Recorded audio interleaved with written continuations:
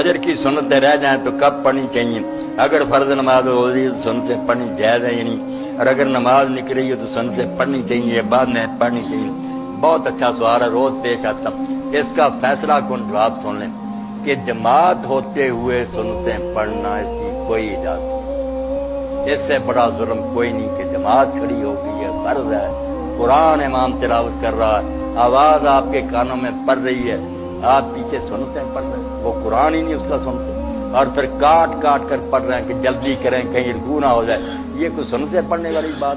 یہاں حضور علیہ السلام نے جب دیکھا کہ پہلے سے لوگ پڑھ رہے تھے، نئی نہیں شروع کی، آپ حجرہ سے برآمد ہوئے، حضرت بلال رضی اللہ عنہ اقامت کہہ رہے تھے، لوگ پہلے کی سنتیں پڑھ رہے تھے، آپ نے فرمایا صلاتان ایک وقت میں دو نمازیں ہو سکتی ہیں، اذا اقیمت الصلاۃ فلا صلاۃ الا المکتوبہ، جب اقامت ہو جائے تو کوئی نماز نہیں سوائے فرض نماز کے، جب اللہ اکبر ہو جائے پڑھ بھی رہے تو چھوڑ دیں۔ حضرت عمر رضی اللہ تعالیٰ عنہ ابن عمر ہاتھ کھول دیتے تھے کہ کیا کر رہے ہو تم، سنتے پڑھ رہے ہو، ادھر فالن کا حکم ہو گیا کہ آ جاؤ ساتھ میں کھڑے ہو جاؤ، تو چھوڑ دیں۔ رہ گئی بات بعد میں پڑھنے کی، یہاں بھی آپ بے فکر رہیں، جیسے دوسری نمازوں کی سنتیں بعد میں پڑھ لیتے ہیں، آپ ظہر کی نماز میں آ کر شامل ہو گئے، پہلی چھوٹ گئی، بعد میں پڑھ لیتے ہیں، اسی طرح فجر کے بعد بھی یہ سنتیں پڑھ لیں، یہ وہ نفل نہیں ہے جو منع کی۔